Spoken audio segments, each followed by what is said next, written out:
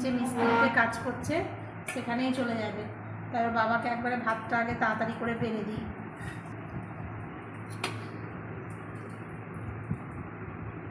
পুঁই শাকটা দিয়ে দিলাম।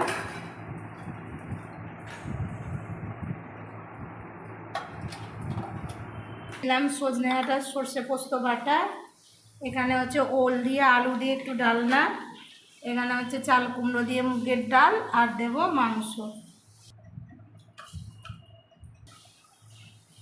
এনাও তাড়াতাড়ি খেয়ে নাও। সবটা দিয়ে খেয়ে নিই। এবার একটু ডাল দিয়ে খেয়ে নিই।